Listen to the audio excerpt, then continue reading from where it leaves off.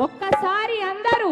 గోలుకొండకి లాకింద ఈ కారి గట్టం కొడుకోనై సాము జరకరాళ ఈ కారి గట్టం కొడుకోనై సాము జరకరాళ బండలక బండి గట్టి 16 పండ్లు గట్టి లేవలేవతో కొడుకోనై సాము జరకరాళ రాజీల విచ్చి నౌరానై సాము జరకరాళ జోహార్ ప్రజాయుద్ధ నౌక గద్దర్ తాతయ్య. చివరిగా